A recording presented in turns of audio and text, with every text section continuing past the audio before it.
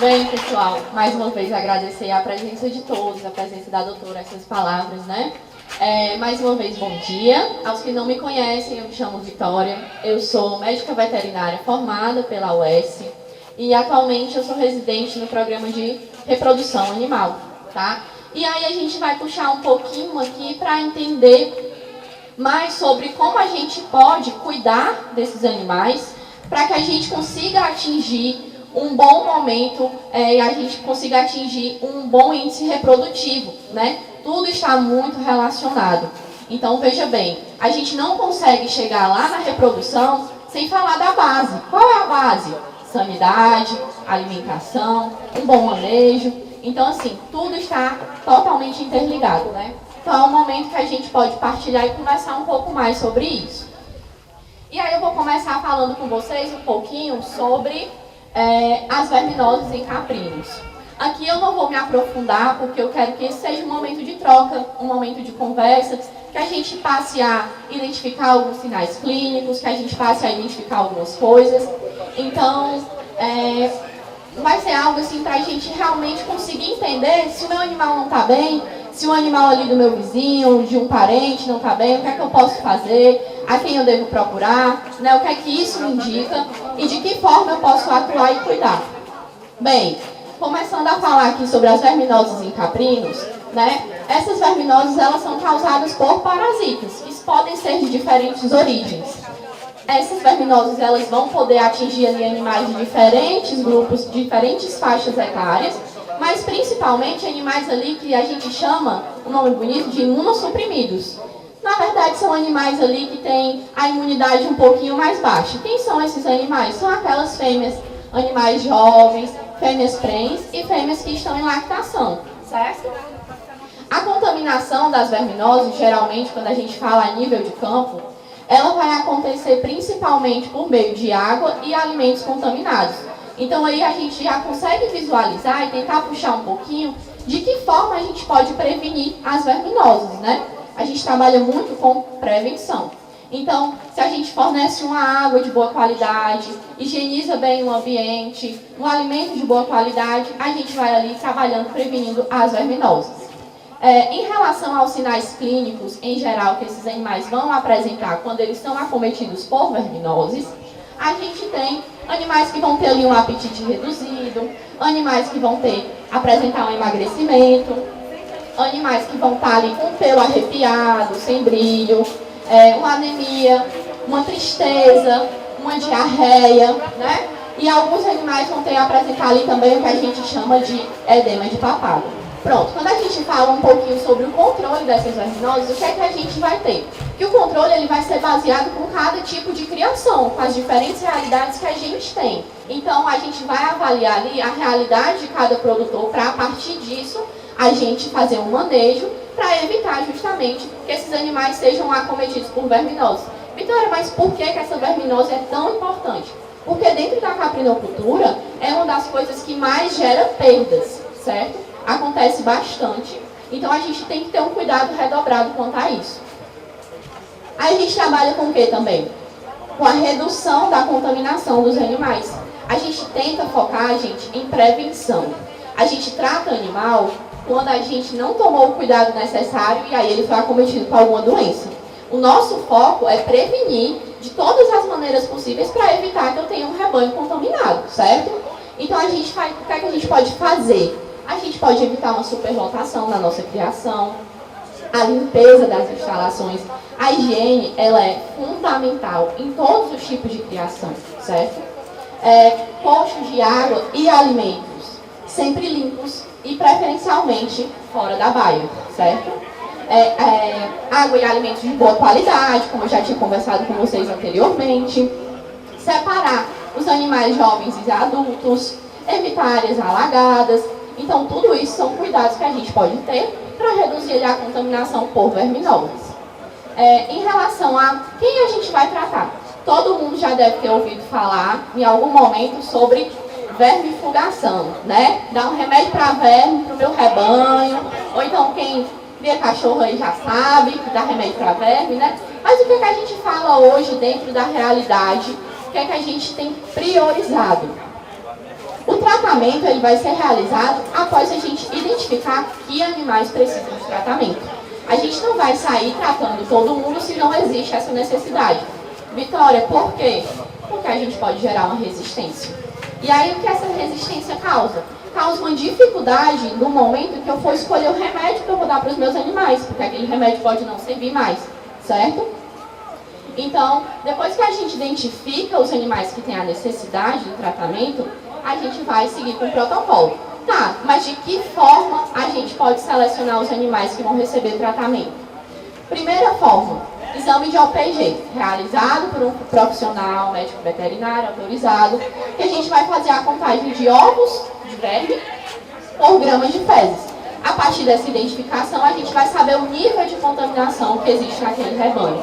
Então, voltando aqui para o teste de FAMACHA. O teste de FAMACHA é um cartãozinho que ele vai auxiliar a gente a identificar o grau de anemia desses animais.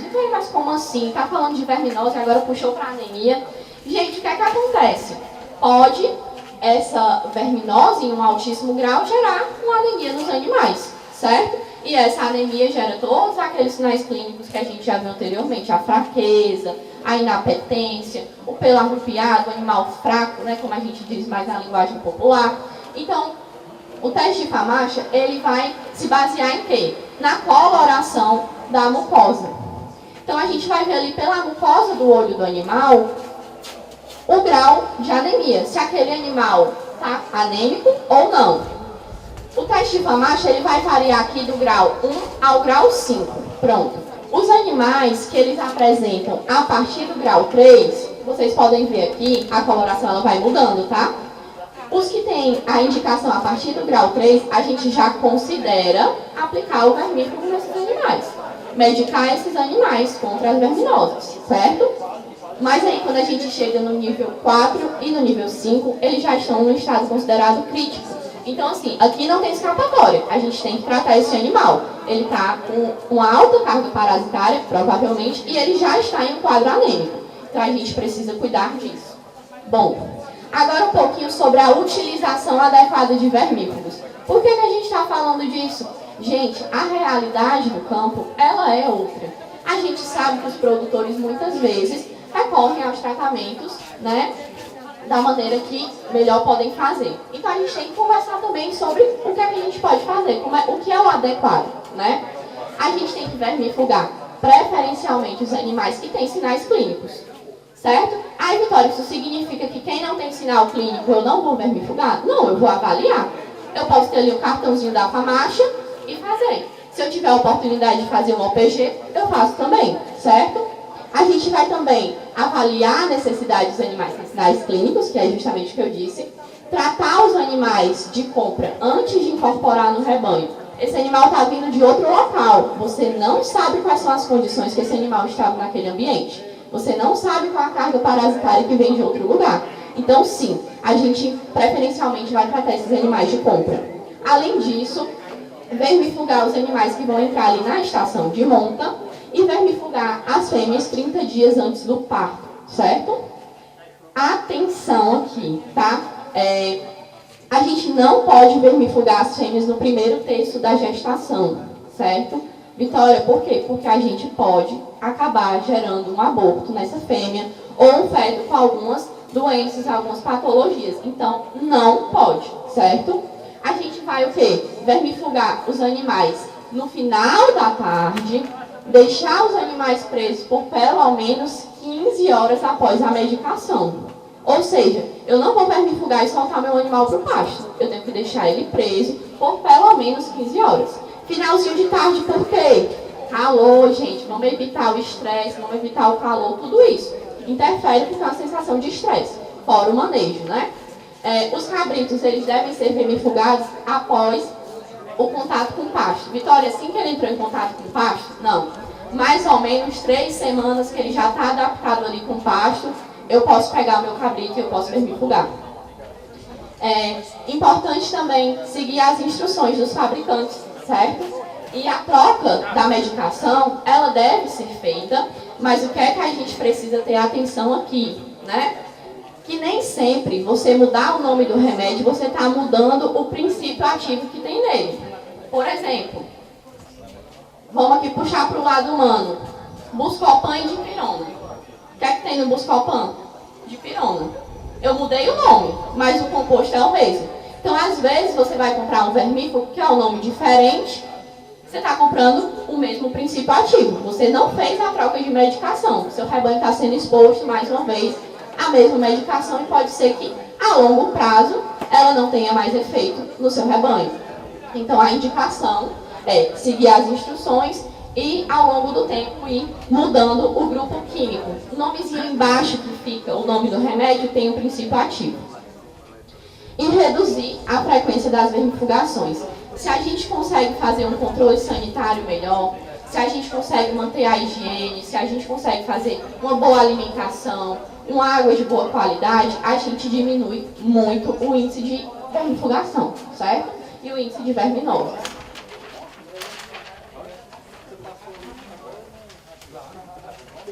A gente ainda vai seguir aqui falando um pouquinho sobre doença. O que é que a gente tem que falar, entender o que é que acontece para a gente prevenir, né? E para a gente tomar um cuidado, para a gente ter um rebanho saudável. Então, falando sobre as doenças infecciosas. Quando a gente fala de doenças infecciosas, a gente está falando ali daquelas doenças que a gente diz que são causadas por bactérias e vírus, certo? A incidência, a ocorrência dessas doenças vai ter influência de várias coisas. Primeira coisa, o ambiente em que o meu animal está inserido, certo? O ambiente é muito importante. Presença de hospedeiros e vetores. Hospedeiro é quem, Vitória? O animal que está com a doença, que está com o vírus, que está com a bactéria, o hospedeiro. E o vetor pode ser um outro animal ou próprio que vai transmitir essa doença. Ou o ambiente, a alimentação, tudo isso. Incidência de doenças está relacionada com o quê? A ausência de sanidade. Se eu não tenho sanidade, possivelmente eu vou ter doença. Então, a limpeza aqui, a sanidade, ela está relacionada com tudo. Mudanças bruscas de alimentação podem interferir ali que o animal desenvolva alguma doença, porque se eu mudo a dieta daquele animal, eu gero um estresse. Estresse cai a imunidade baixa, eu fico mais propenso a adoecer. Seguindo a linha de raciocínio. A mesma coisa que acontece com a gente, com o animal, é da mesma forma. Às vezes a gente come uma coisa diferente, nossa imunidade cai, a gente acaba adoecendo de outra coisa. Gente, com bicho é a mesma coisa. A receita ela não vai mudando tanto assim. Mudanças bruscas de alimentação, uma nutrição deficiente, mesma coisa, gente, com o ser humano. Se a gente não se alimenta bem, a gente é propenso a adoecer. Por quê? Porque a gente não está bem nutrido, a nossa defesa está baixa. Então, tudo isso. E animais imunossuprimidos. Animais que já estão com alguma doença ou têm alguma doença genética, eles são mais propensos a desenvolver essas doenças infecciosas. Aí a gente vai começar pelas doenças que são causadas por bactérias. Começando aqui. Então, a gente vai começar aqui pela linfadenite caseosa. A maioria que conhece, que chama mal do caroço, né? A gente chama assim popularmente. E é uma doença que a gente vai ver ali um inchaço em algumas regiões que tem linfonodo no animal. Ou seja, vai ficar literalmente um caroço nessas regiões. Vitória, qual é a principal forma de transmissão dessa doença? O ambiente e materiais. E aí o que é que acontece? A gente tem que isolar quem está doente com a patologia, limpar o ambiente, drenar e cauterizar esse abscesso que foi criado nas regiões de linfonodo, descartar os animais positivos, tá? A gente tem que lembrar que a indicação para a linfadenite caseosa, para o mal do caroço, é o descarte do animal positivo. A gente sabe que acontece de muitas vezes tratar, deixar reincidir, mas essa não é a indicação, certo? Aqui a gente tem uma importância também para falar sobre as clostridioses. As clostridioses, na verdade, são um grupo de doenças. Digamos que um grupo de bactérias consegue causar diversas doenças. Vão mudar as bactérias, mas elas fazem parte desse grupo aqui, Clostridium, que a gente chama. E aí podem causar diversas coisas. Que doenças, Vitória? Tétano, botulismo, o que a gente chama de manqueira, gangrena gasosa, enterotoxemia. Ou seja, várias coisas que podem ali interferir no meu animal. O que é que o animal pode ter? Sinal neurológico, pode ter paralisia, sensibilidade, pode ter diarreia. Isso vai variar de acordo com o tipo de doença, certo? E aí a gente tem que a transmissão vai variar de acordo com o tipo da doença e a gente tem que fazer um manejo adequado para evitar a proliferação da doença e, o mais importante, a vacinação do nosso rebanho.